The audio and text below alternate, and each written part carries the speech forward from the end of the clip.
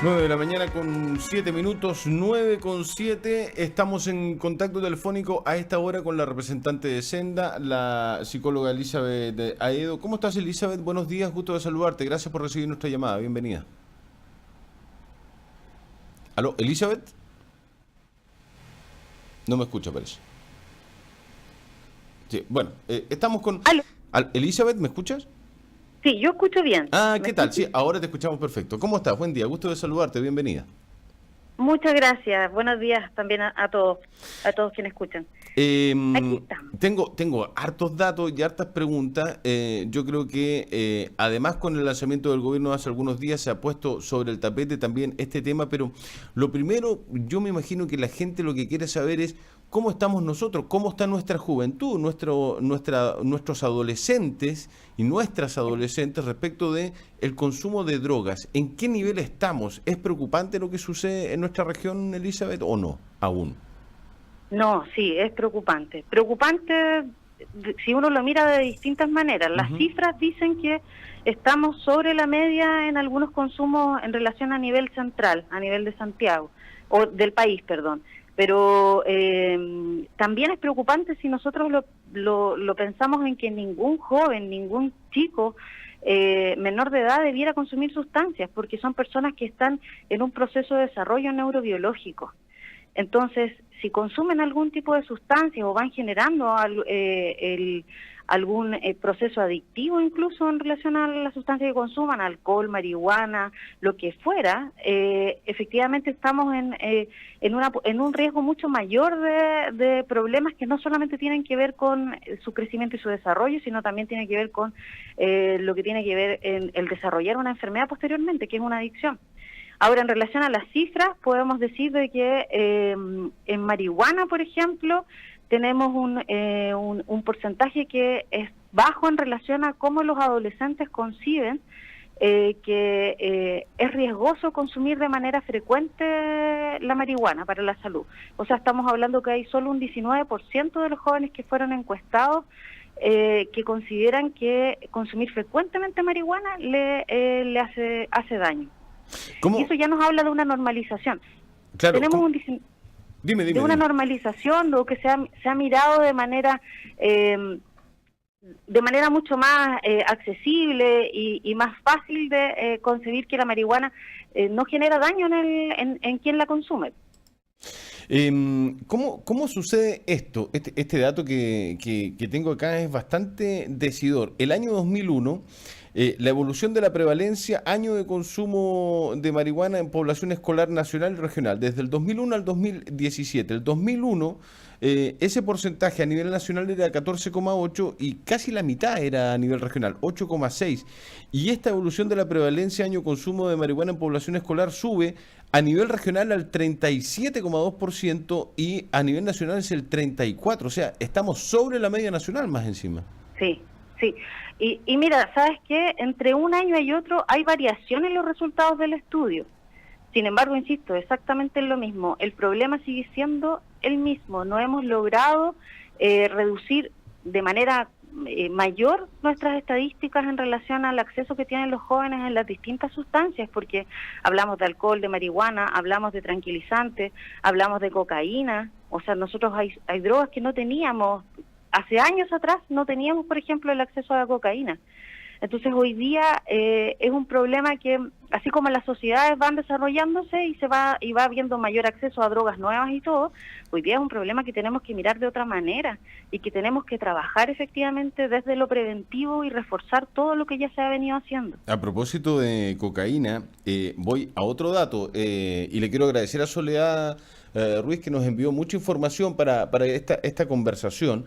Fíjate que el año 2001-2003 había bajado del 2,2 al 0,7, evolución de la prevalencia año de consumo de cocaína en la población escolar. Y el 2003 sí estábamos en un 0,7, pero el 2015 llegamos al 7,8, hoy día estamos en el 3,8, pero a nivel nacional era el 2015 un 5,5, o sea, estábamos 2 puntos y un poquito más sobre la media nacional. Y ahora, en los últimos meses, también seguimos casi empatados a nivel nacional, pero es bastante loco esto de tratar de Sí. comprender de cómo, de no tener hace 15 o 20 años la sustancia, la cocaína, el clorhidrato de cocaína en nuestra región, hoy día casi estemos liderando el consumo escolar. Sí, es que efectivamente por eso es preocupante, por eso es que tenemos que buscar las formas de redoblar el trabajo en la prevención, redoblar los esfuerzos no solamente también de Senda, sino también de las demás instituciones del Estado para poder tratar de evitar el consumo, retrasar también el consumo de cualquier tipo de sustancia, y bueno, y más en estas que son mucho más duras como es la cocaína, que tiene un efecto y que puede generar una dependencia de manera mucho más rápida que otro tipo de sustancias. Hoy día hay acceso a las sustancias que quizás hace años atrás no habían. Sí, claro. Y eso implica que tienen que haber cambios en la forma en que se abordan este tipo de problemáticas. El por qué una persona llega a consumir una sustancia no hay una causa única, esto es, hay distintos factores que influyen para eso. Entonces, se tienen que redoblar los esfuerzos, no puede ser efectivamente, no se puede tocar una sola tecla para este tipo de trabajo. Sí, ahora, claramente nos da la sensación, yo me imagino que al entorno comunicacional, a los especialistas como tú, a la gente del Senda, al sector médico, me imagino, a los profesores, de que algo no anda bien, socialmente hablando, en nuestros adolescentes y en nuestras adolescentes, porque obviamente el llegar a consumir, fíjate que acá tengo otro dato respecto de tranquilizantes, consumo de pastillas tranquilizantes, donde también tenemos el mismo nivel de consumo en escolares de lo que pasa a nivel nacional, y desde el 2007, que era un 4,4 el porcentaje de consumo a nivel escolar, llegamos al 11,5 entre el 2015 y al 8,6 en el 2017. O sea, las niñas y los niños estudiantes no solamente consumen marihuana y cocaína u otras drogas, quizás también en tiempos de carrete, en las noches, etcétera, y quizás no tenemos una claridad respecto de cuál es la hora donde el consumen, pero tranquilizantes, o sea, ¿cómo entendemos el consumo de tranquilizantes en niños, en estudiantes? Claro, eso es una preocupación, porque ahí uno lo que se podría preguntar es cómo entendemos el acceso a los tranquilizantes de un adolescente. Exacto. O de un niño en desarrollo. Y ahí quizás vemos otro énfasis que tiene que ver con el trabajo y la educación que hay que hacer al interior de las familias. Y también reforzar el trabajo que se hace a nivel educacional, pero sobre todo también este énfasis en fortalecer las habilidades parentales. Creo que efectivamente acá hay esto tiene que ser un cambio cultural, es un cambio de paradigma en la forma en que miramos y cómo enfrentamos preventivamente los cambios sociales que también vienen de la mano con nuevos consumos, con nuevas formas de tratar de pasarla bien, por así decirlo. Mira, hay algo que es súper relevante que tú lo mencionabas hace un rato atrás. No solamente es una sustancia en un adolescente donde hay una mayor vulnerabilidad porque está en una etapa de desarrollo, lo que más se puede dar es un policonsumo. Eso quiere decir que hay más de una sustancia que se puede consumir en un periodo, en un corto periodo de tiempo. Alcohol, marihuana, pastillas, y es porque se va probando, porque hay mayor vulnerabilidad y de repente hay posibilidades de acceso que uno no piensa que se pueden dar. La gente está muy interesada en este tema, está opinando y está preguntando. Voy a ir a las redes sociales, Elisa, a ver si podemos responder alguna de las dudas de la gente. Y esta seguramente es una duda o una pregunta que se hace la población en general. ¿Ha tenido relación el ingreso de migrantes con el aumento en el tráfico de drogas a nivel local, Elisa? ¿Qué crees tú? Mira, la verdad es que yo no sé si eso hoy día puede ser una respuesta absoluta, porque, por ejemplo, cuando nosotros revisamos las cifras de población de los estudios de población escolar o población general, son estudios y son cifras que nosotros venimos viendo desde hace muchos años atrás. Cuando no había efectivamente tanta población inmigrante acá en nuestra región o incluso en el país. Sí. Ahora, también se conoce de que las personas que están detenidas por tráfico de sustancias no destacan por ser específicamente personas inmigrantes. Ya, o sea, ahí se puede hacer ese es un hecho, ¿no? Un hecho de la causa que uno lo puede poner sobre la mesa y decir, mira, acá esta señal me indica que es probable que no tenga una relación directa. Sí, pero ¿sabes qué? Yo creo que la relación que sí hay entre todos es que las personas, los seres humanos, hemos convivido durante años con la existencia de la droga y hemos utilizado la droga en la sociedad. Entonces acá no importa si viene de afuera o no, en realidad la demanda o el ingreso de sustancias es algo que ha existido durante años. Lo que pasa es que hoy día tenemos también distintas formas de ingresarla, hay drogas nuevas también, entonces ha ido cambiando, las sociedades han ido cambiando, y en ese mismo cambio, obviamente, este tipo de temas también ha evolucionado, y estratégicamente desde cómo traer la droga hasta cómo acceder a público que antes no tenía este tipo de sustancias, es algo que también ha ido evolucionando. A propósito de drogas nuevas, nosotros hicimos una denuncia ayer porque nos llamó una persona que vio a una chica de 19 años ingresar, porque una persona que trabaja en el hospital clínico de Magallanes, antenoche una niña fue, la información que nosotros tenemos, que fue obligada a consumir burundanga. Es una droga muy tóxica que ya llegó a la región por otros antecedentes que nosotros manejamos en el reporteo. Y esta niña fue obligada en una discoteca céntrica de la ciudad a consumir y se intoxicó y terminó llegando a las 5 de la mañana a ser internada al Hospital Clínico de Magallanes. No es el único caso que nosotros conocemos de otros casos y no salen a la luz pública. Puede ser porque las familias no quieren, por una cuestión de represalia, por cuidar la imagen, pero la autoridad sanitaria y ustedes como Senda, yo tengo la sensación que sí deberían darlo a conocer. Bueno, si es que les llega la información a ustedes también. Ustedes tenían información de que hay una niña, yo no sé si todavía está hospitalizada, pero hasta ayer estaba hospitalizada, que llegó intoxicada con burundanga al Hospital Clínico de Magallanes. Mira, sabes que nosotros también recibimos el rumor, porque la verdad es que hasta el día de hoy no tenemos la certeza, y yo personalmente me contacté con la referente que tenemos en salud, y lo que nos decían es que no había información sobre, por lo menos, intoxicación por burundanga. Mira, puede ser que efectivamente si ingresó por urgencia se haya visto como una intoxicación, pero no se determinó como una sustancia que de partida tiene características que son nuevas, por así decirlo, en relación a las otras tipos de intoxicaciones que son las que más se reciben en urgencia, que tienen que ver con fármacos, con alcohol, como lo más común.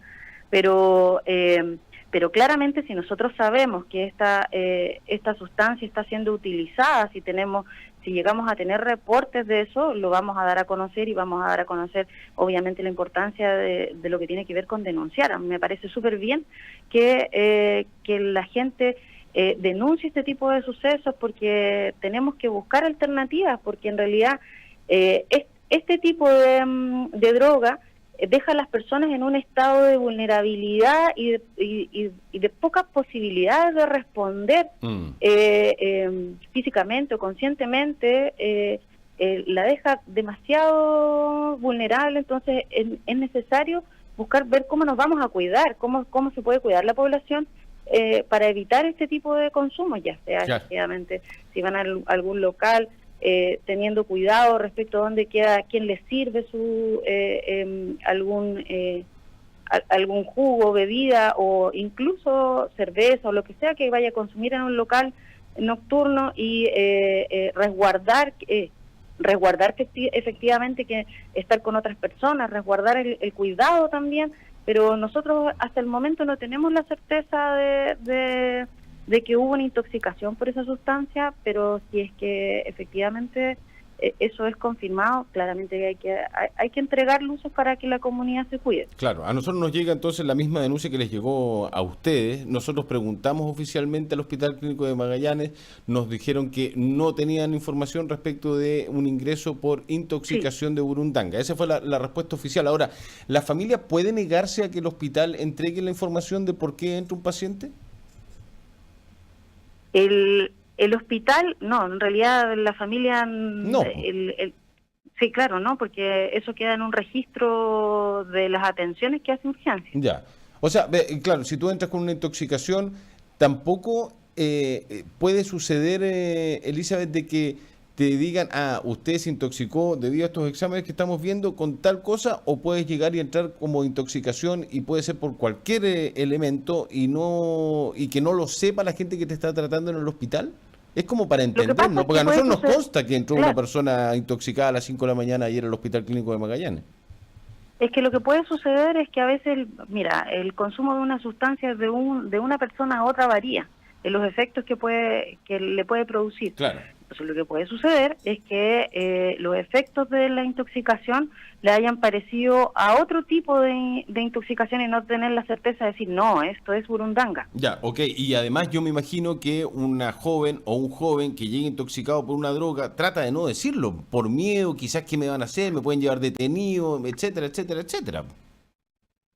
Pero nosotros también entendemos un poco de que la lógica es que este consumo aparentemente no, si sucedió, no debiera haber sido de manera voluntaria, ¿no? Exacto, Y eso yo tengo entendido debiera que fue implicar una denuncia. exactamente, ahí por ahí quiero ir, en términos de que el llamado a la familia, a los papás, a las mamás, a los chicos o chicas que pueden ser afectados con esto de forma involuntaria, es que tienen que hacer la denuncia, y yo entiendo que hay familias que no lo quieren hacer por miedo a una represalia, que podría pasar algo, que se pueden vengar porque uno los denuncia, y ese miedo que tiene cautiva a buena parte de la sociedad, no solamente con el tema de droga, tal vez en muchos otros, pero ese miedo hace que muchas veces las verdades no las podamos sacar a la luz, po.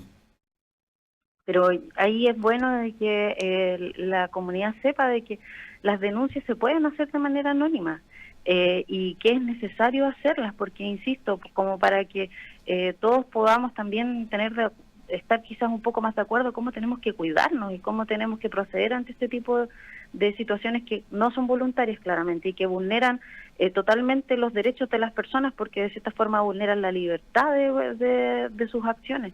Está Policía de Investigaciones, donde se pueden hacer denuncias de manera anónima. Creo que hay que recurrir o consultar, por último, a las instituciones que pudieran ser más cercanas a estos temas para ser orientados como familia y que puedan ser ayudados en relación a eso. Pero yo creo que en esto efectivamente hay que denunciar, hay que pronunciarse. Tiene que ver con el cuidado de nuestros hijos. Uno puede tener quizás a veces un temor social a una represalia, pero a veces es peor el quedarse callado por los efectos o las situaciones que pueden haber ocurrido incluso en un estado donde la persona está totalmente sometida producto del consumo de una sustancia tan fuerte como la burundanga. A ver, en honor al tiempo, tenemos que pasar al programa, pues, y me voy a colgar de algunas preguntas. Raidel, que nos escribe: ¿qué estrategias se están desarrollando de forma articulada entre los ministerios de Salud Pública, Deportes, Educación? ¿Cuáles han sido los resultados de estrategias anteriores? ¿Quiere decir estos malos resultados respecto de lo que tenemos, que hace 15 años teníamos resultados así chiquititos y hoy día son así de grandes, los niveles han subido demasiado en el consumo, sobre todo en escolares, que los programas antidrogas o los programas de prevención del consumo de drogas en escolares fallaron rotundamente en los últimos 10, 15 años, Elizabeth? ¿Y qué diferencia pueden tener esos programas que han fallado a la luz de los hechos, de los antecedentes, de los datos, con este nuevo programa que ha lanzado el gobierno hace algunos días, que es Elige Vivir Sin Drogas? Mira, yo no me atrevería a decir de que han fallado, porque yo creo que no han fallado. Yo creo que no han sido suficientes, que es distinto.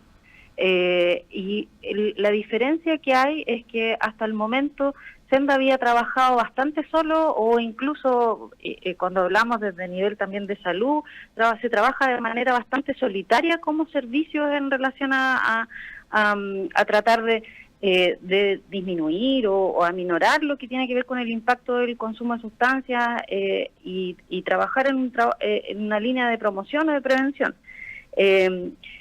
Como esos esfuerzos han sido en el fondo insuficientes, se necesita tener una mirada distinta y buscar un enfoque o incluso un cambio cultural respecto a cómo se piensa la prevención. Entonces, hoy en día seguimos utilizando los sistemas en los que se ha trabajado en los establecimientos educacionales preventivamente, seguimos trabajando también con las empresas también en los modelos preventivos, pero este plan de Elige Vivir Sin Drogas amplía la mirada y amplía también la articulación y la pone también en una coordinación clara entre el gobierno, el municipio, la sociedad civil, ya no trabajando de manera aislada, sino que trabajando de manera conjunta. Eso es un cambio, y eso es un cambio que no solamente debiera incidir en cómo se trabaja a nivel escolar, sino también significa de que vamos a tener de manera transversal un enfoque, y es un enfoque que está puesto en el contexto. Cuando durante todos estos años nosotros hemos trabajado en la prevención más que nada centrado en la persona con quien queremos llegar, en este caso, por ejemplo, el alumno en los establecimientos educacionales. Este plan lo que dice es, no solamente vamos a trabajar con los alumnos, vamos a trabajar con los contextos, con la comunidad. Por eso el municipio es un articulador relevante en esto.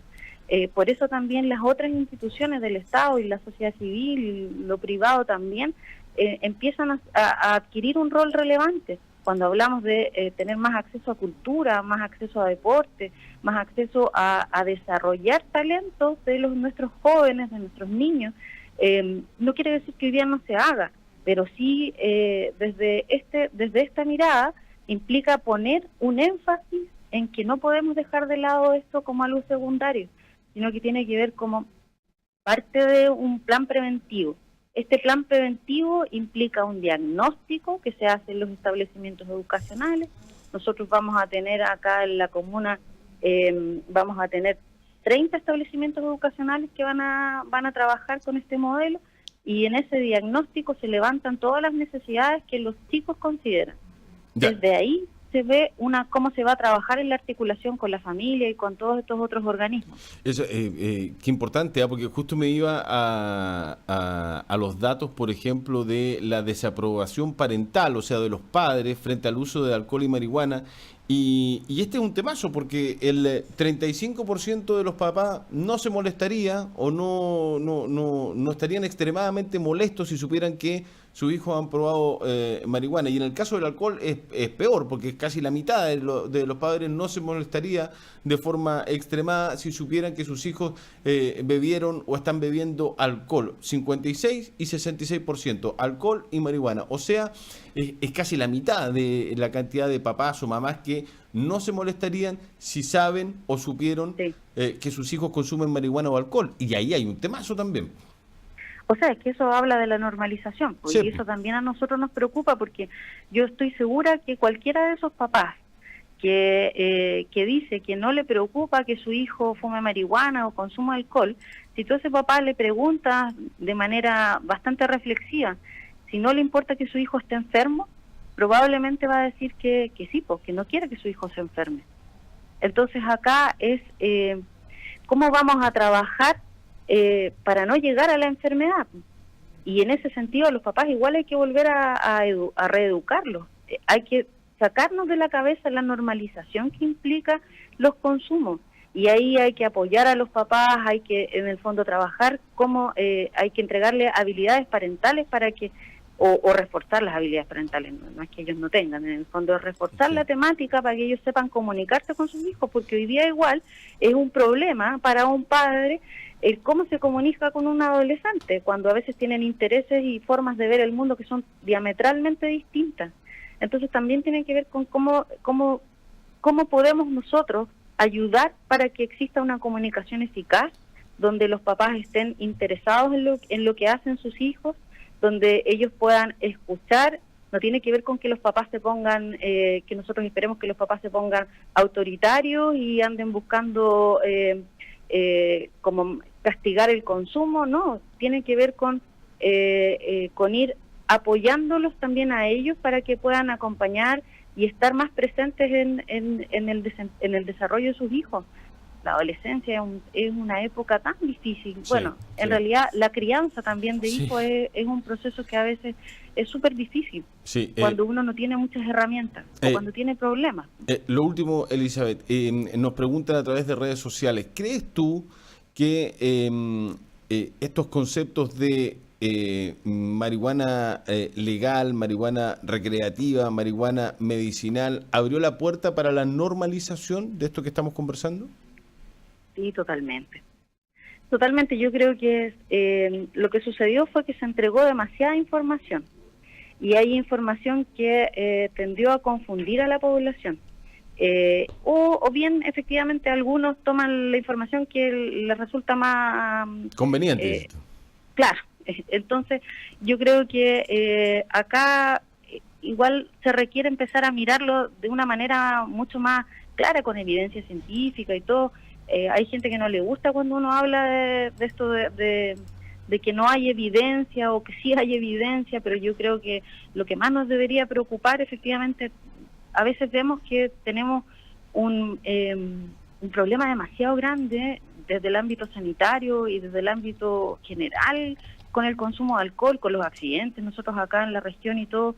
Entonces, cuando la marihuana se llega a normalizar o se considera que en el fondo puede ser utilizada para casi cualquier tipo de problemática, me parece que igual es una mala es una mala señal, se está entregando una información errónea que está validando algo que no es así. Pero tú estás de acuerdo en que hay gente que sí le hace bien, sí se siente bien, que sí puede combatir algunas enfermedades o dolores, reumatismo con el cannabis?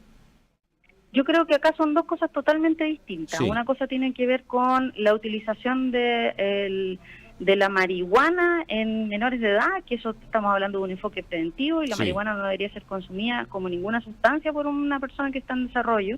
Y otra que tiene que ver con personas adultas que están, o que incluso puede ser hasta validado por un médico la utilización de la marihuana. Ahora, la marihuana, no existen fármacos hoy día o que en el fondo sean legales como tal para la utilización como un paliativo. Por eso te digo, hay información que igual es contradictoria en relación a si hay o no hay evidencia. Hasta el momento, para nosotros como país, no se utiliza como un fármaco para cualquier enfermedad de partida. Porque, mira, te voy a poner un ejemplo claro. Dale. Nosotros hemos a veces tenido papás o personas que hoy día consideran que la marihuana puede ser utilizada para dolores de cabeza, para dolores menstruales, que puede ser utilizada hasta en animales, en mascotas. Y a mí me parece que eso ya es un nivel de normalización que es demasiado irresponsable, porque no tenemos la certeza de los efectos. Entonces, mientras eso no esté claro, la posición es la marihuana sigue siendo una droga ilegal. Elizabeth Aedo, psicóloga de Senda Magallanes, un gustazo conversar contigo, se nos pasó volando el tiempo, un temazo el que uno podría conversar un buen rato o muchas veces, así que te vamos a volver a invitar. Muchas gracias, Elizabeth. No, muchas gracias a ti. Que estés muy bien, un gusto, chao. Y saludos a todos. Gracias. Muchas gracias, igualmente. 9:35, pausa rápidamente.